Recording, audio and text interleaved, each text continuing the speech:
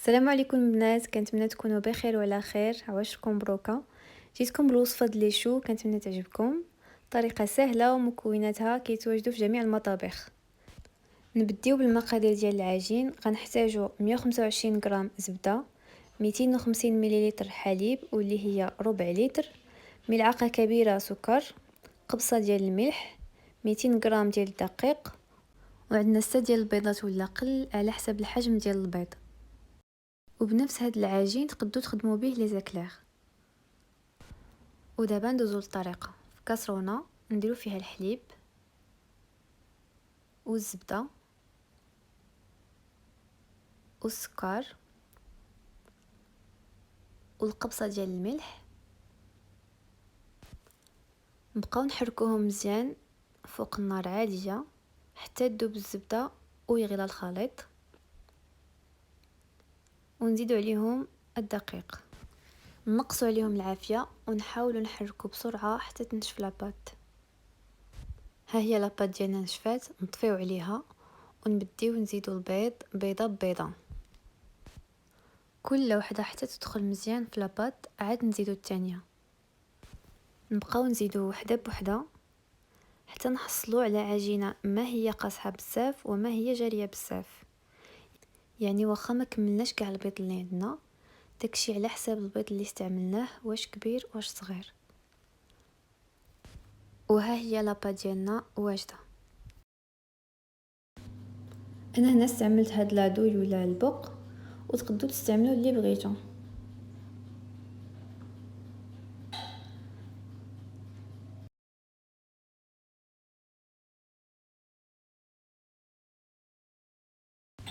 وصافي نعمروا لاباط ديالنا في لابوش ونحطوها في اللاطه.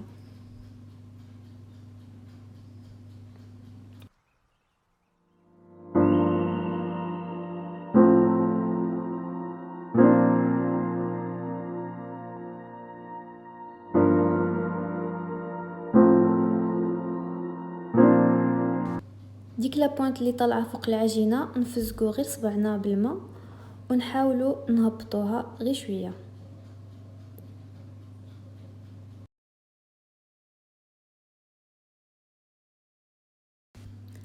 انا هنا استعملت المول ديال لي ماكارون، وماشي ضروري ديروه غير فوق البابي كويسون ولا ورق الزبده.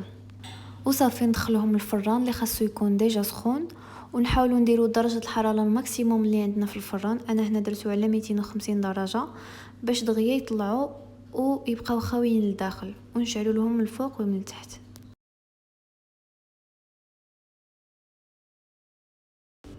ها هما بداو كيطلعوا.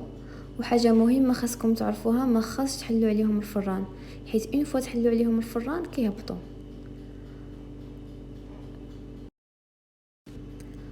وها هما لي شو ديالنا طابو، غنحلوهم لداخل بشي مقص ولا باش منين نحضروا لا كريم ديالنا نعمروهم.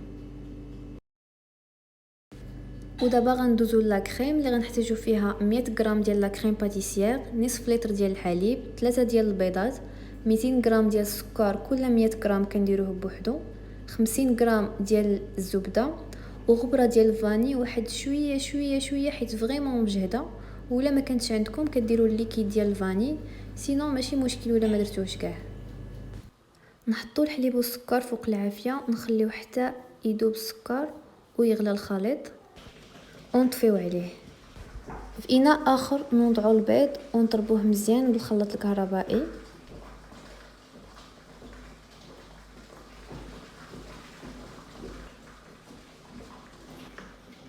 نزيدو السكر نخلطو مزيان، ومن بعد نزيدو لا كريم باتيسير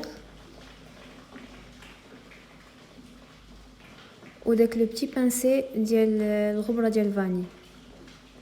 نخلطو مزيان حتى يتجانسوا المكونات، ونزيدوه على الخليط الاول ونردوه فوق النار، ونبقاو نحركو حتى يعقد مزيان.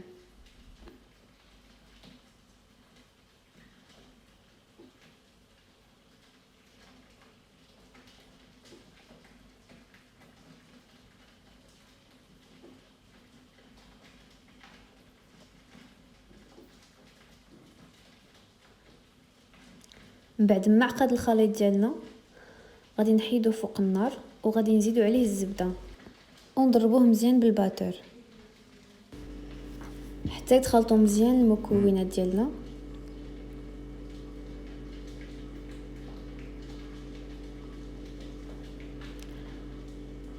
ها هما تجانسو.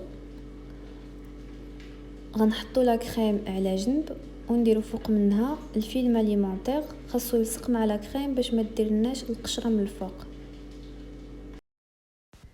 بعد ما تبرد كنزيدوا عليها لا كريم فريش لا كونتيتي اللي بغينا باش تجي لا كريم لينه. انا بقيت كنزيد في لا كريم حتى حصلت على لا تيكستور اللي بغيتها.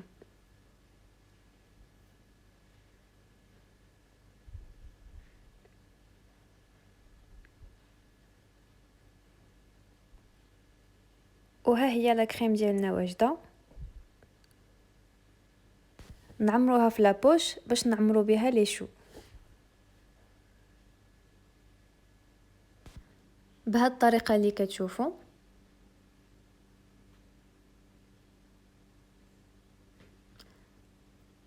نعمروها مزيان. وهاني ساليت التعمر ديال لي شو. ودابا غادي نوجد الكراميل اللي غادي نديرو فوق منهم. غندير السكر والماء فوق النار حتى يولي اللون ديالو ذهبي، عاد نزيدو عليه ملعقه ديال الجليكوز.